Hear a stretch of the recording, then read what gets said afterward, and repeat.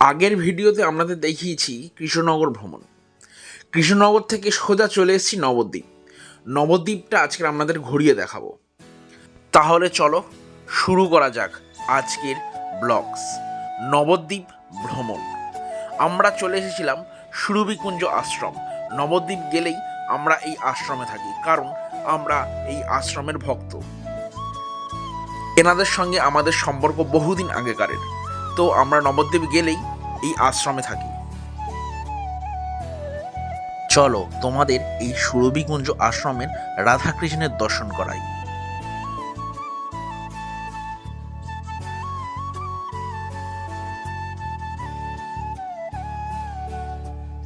এই বিগ্রহ দর্শন করলেই মনে যেন এক আলাদা শান্তি অনুভব হয়।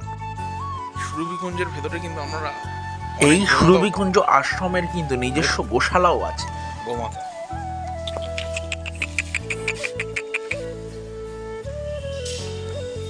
এখানেও অনেক গোমাতা আছে।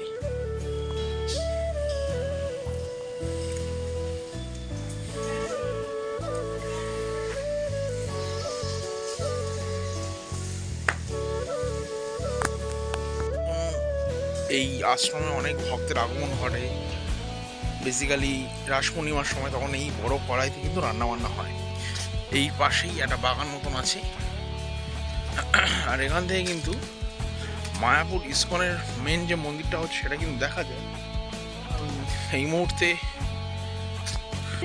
খুব সুন্দর এখানকার সুরভিকুঞ্জের ঘাটে, মানে আশ্রমের একদমই ঘাট এটা। আর দেখতে পাচ্ছেন খুব সুন্দর পরিবেশ।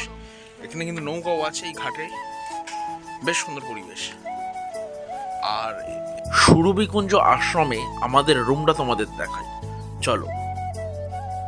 আমাদের রুম ছিল দোতলায়, আর এই রাস্তা থেকে উঠে গেলে কিন্তু একদম মন্দিরের উপরের ছাদটা তোমরা একবার দর্শন করে আসতে পারো, যদি তোমরা ভাবো যে সুরভিকুঞ্জে থাকবে। নাহলে সুরভিকুঞ্জের কিন্তু নবদ্বীপ ভ্রমণের মধ্যে কিন্তু সুরভিকুঞ্জটা পড়ে না, ওটা একটা আশ্রম। যারা ওখানকার ভক্তবৃন্দ তারা ওইখানে গিয়ে থাকে। এই হচ্ছে খাট, এখানে আরামসে 2 থেকে 3 জন আরামসে শোয়া যেতে পারে। তো আমি জাস্ট সেটা তোমাদেরকে দেখালাম। তোমরা যদি মনে করো থাকবে, আমি ডেসক্রিপশানে নাম্বার দিয়ে দেবো, তোমরা একবার যোগাযোগ করে নিতে পারো। তারপরেই আমরা চলে এলাম নবদ্বীপের আমাদের প্রথম দর্শনীয় স্থান জল মন্দির। তোমরা নবদ্বীপে অনেক টোটো পেয়ে যাবে। টোটো ভাড়া 500 টাকা পড়বে তোমাদের। 8 থেকে 9 খানা সাইট সিন করিয়ে দেখাবে। টোটো ভাড়া 500 টাকা। আমরা এখান থেকে কিছু খাবার কিনে নিয়েছি। এখানে ভেতরে হরিণ আছে, আর এই হচ্ছে জল মন্দির। অনেকটা পুকুরের ওপর মন্দির, সেই জন্য এর নাম দিয়েছে জল মন্দির। ভেতরে অনেক হরিণ আছে, সেই হরিণকে আমরা এই ফলগুলো কিনেছিলাম খাবো। এখানে দেখতে পাচ্ছ অনেক হাঁস, আরও এখানে অনেক কিছু আছে, তোমাদেরকে দেখাচ্ছি, তোমরা দেখতে থাকো। আশা করছি খুব ভালো লাগবে। আর যারা এখনও লাইক কমেন্টস করনি তারা অবশ্যই লাইক কমেন্টস করে দাও। দেখো, এটা হচ্ছে জলমন্দির।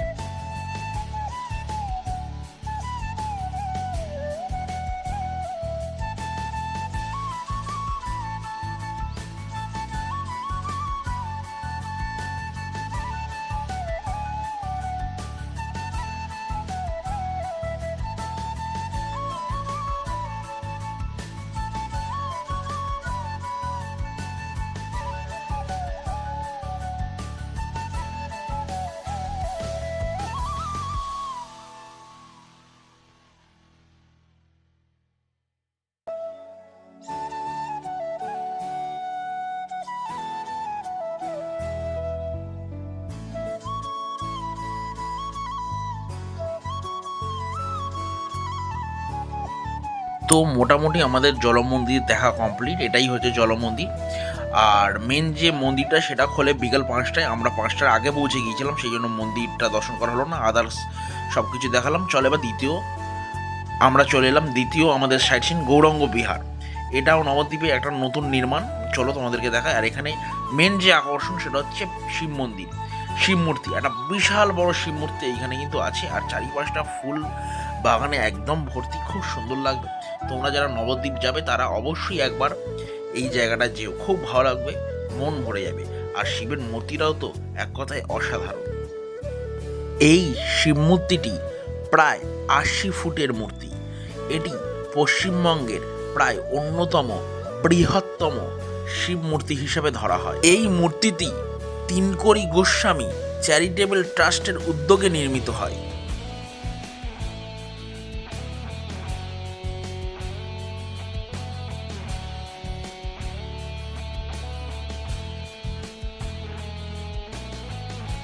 আমার তো বেশ ভালো লেগেছে। তোমাদের কেমন লাগলো অবশ্যই কিন্তু কমেন্টস করে জানিও।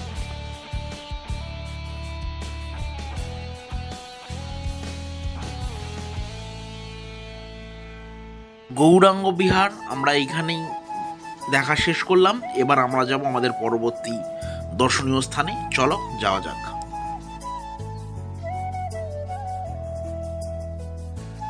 পরের দর্শনীয় স্থান শ্রী শ্রী সমাজবাড়ি আশ্রম। আপনারা চাইলে এটাও একবার দর্শন করে নিতে পারেন।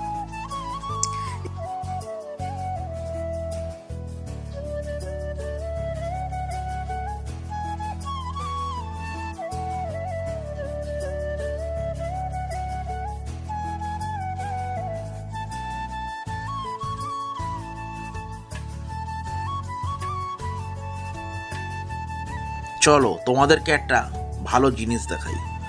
অখণ্ড প্রদীপ, এই প্রদীপ কিন্তু কখনো নেমে না। 24 ঘন্টা এই প্রদীপ জ্বলে, অর্থাৎ সারা বছর কিন্তু এই প্রদীপ জ্বলে।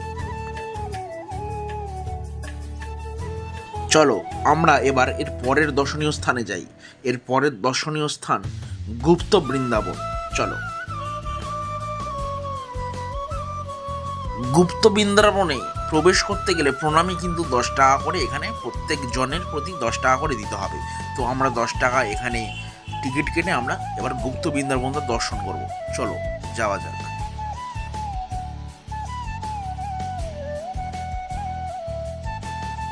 আমরা এখন গুপ্ত বৃন্দাবনে প্রবেশ করছি। আপনারা যদি নবদ্বীপ ভ্রমণে যান, এইটা কিন্তু কোনো রকম ভাবেই মিস করবেন না। এখানে অনেক ইতিহাস তুলে ধরা হয়েছে। গুপ্ত বৃন্দাবনটা আপনাদের সামনে দর্শন করাচ্ছি, একটু স্পিড বাড়িয়ে নিয়েছি, আপনারা দেখুন, কারণ আস্তে আস্তে করলে অনেকটা বড় হয়ে যাবে ভিডিও। আপনারা দেখতে থাকুন, আশা করছি ভালো লাগবে।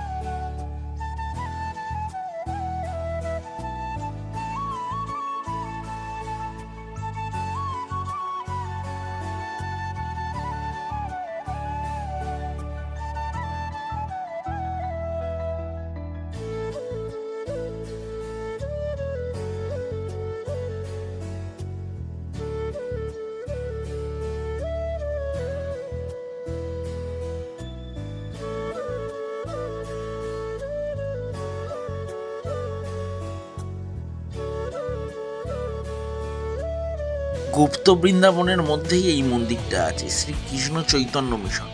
আপনারা এখান থেকে একবার রাধাকৃষ্ণের মূর্তিটি দর্শন করে যাবেন, মন ভরে যাবে। তারপরে আমরা চলে এলাম 60 ফুটের চৈতন্যজির মূর্তি দেখতে। এটাও একটা নবদ্বীপের নতুন আকর্ষণ। যারা নবদ্বীপ ভ্রমণে যাবেন অবশ্যই এইখানে আসবেন। অনেক টোটোওয়ালা কিন্তু এইখানে নিয়ে আসে না, আপনারা অবশ্যই এইখানে আসবেন। চলুন দেখতে থাকি। আশা করছি ভিডিওটা আপনাদের ভালো লাগছে। আর আমার তো এরকম গুহার মধ্যে থেকে যেতে বেশ ভালোই লাগছে। আর আমরা গিয়েছিলাম একদম সন্ধে হব সময়। এরকম সময় গুহার মধ্যে লাইটগুলোও জ্বলছে, বেশ ভালো লাগছে। তো চলো যাওয়া যাক। আপনাদের কেমন লাগছে অবশ্যই কিন্তু কমেন্টস করে জানাবেন। এই হলো 60 ফুটের চৈতন্যদেবের মূর্তি। এখনও কাজ চলছে, দেখতে পাচ্ছ চারিপাশে কিন্তু বাঁশের একটা ব্যারিকেড করা আছে, তার মানে এখনও কাজ চলছে। এইখানে আরও হয়তো ভালো করে সাজানো হবে। এই স্থানটি সম্পূর্ণরূপে কিন্তু পুরীর গৌরবিহার আশ্রমের পরিকল্পনায় করা হয়েছে। একদম অনেকটাই আমরা কিন্তু মিল পেয়ে যাবেন পুরীর গৌরবিহার মন্দিরের সঙ্গে।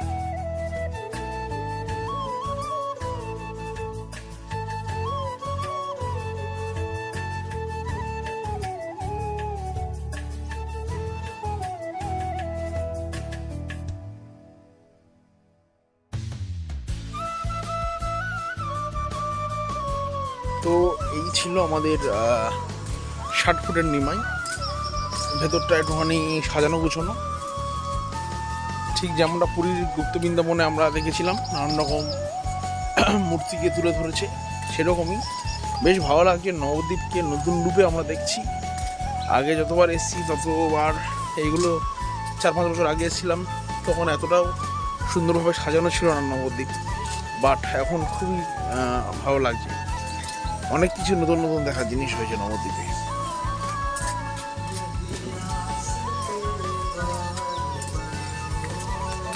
এখানকার মধ্যেও আপনারা একটা মিউজিয়াম টাইপের পেয়ে যাবেন, যেখানে অনেক ইতিহাস তুলে ধরা হয়েছে, শ্রীকৃষ্ণের অনেক ইতিহাস তুলে ধরা হয়েছে, সেগুলোও কিন্তু আপনারা একবার দেখে নেবেন অবশ্যই।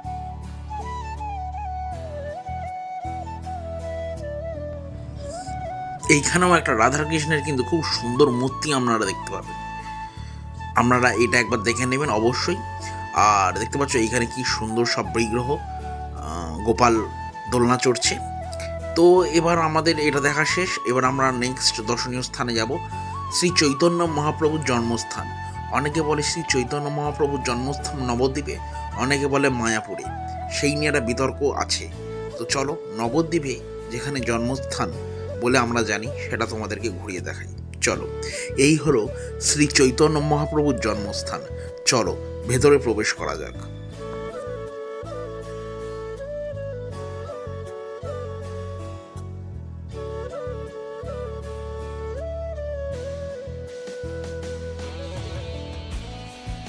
প্রচলিত আছে এই গাছের তলাতেই শ্রী চৈতন্য মহাপ্রভুর জন্ম হয়েছিল, এবং এই গাছের তলাতেই জন্মস্থান হয়েছে বলে এই গাছের অনেকে ইট বেঁধে যায়, তার নাকি মনস্কামনা পূর্ণ হয়।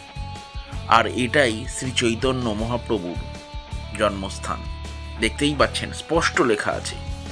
এখানে অনেক থাকার ব্যবস্থাও আছে ভক্তদের জন্য। এখানে প্রসাদও পাওয়া যায়, আপনারা চাইলে এখান থেকে প্রসাদও গ্রহণ করতে পারেন। তো চলো আমরা এবার যাব সোনার গৌরাঙ্গ দর্শনে।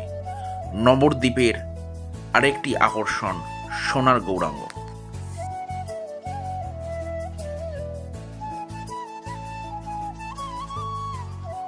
চলে এসেছি সোনার গৌরাঙ্গ দেখতে। এই হচ্ছে সোনার গৌরাঙ্গর মন্দির। চলুন ভেতরে প্রবেশ করি। আর এই মন্দিরে ভিড় কিন্তু চোখে পড়ার মতন হয়। চলুন প্রবেশ করি। সোনার গৌরাঙ্গ দর্শন করতে গেলে এখন 10 টাকা টিকিট কেটে প্রবেশ করতে হয়, যেই নিয়মটাই আগে ছিল না, এখন হয়েছে। আর এই হচ্ছে সোনার গৌরাঙ্গ। ফটো তোলা নিষেধ, তবুও আমি আপনাদের জন্য অনেক কষ্ট করে ফটোটি তুলেছি, আপনারা ভালো করে দেখে নিন। নবদ্বীপে আমাদের লাস্ট দর্শনীয় স্থান পোড়ামা মন্দির। আপনারা নবদ্বীপ ভ্রমণে গেলে অবশ্যই এই পোড়ামা মন্দিরে যাবেন, মাকে দর্শন করবেন, পুজো দেবেন।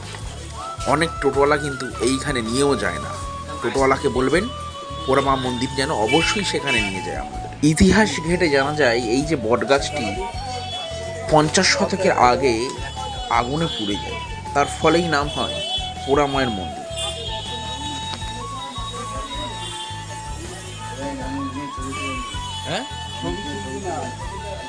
এই বটগাছের তলায় ঘটের ওপর ডাব বসিয়েই পূজিত হয় পোড়ামা। আর ব্রাহ্মণ মশাই আমাকে বলছিলেন আমার ভিডিও করো না, মায়ের ভিডিও করো, এখানে মাই সব।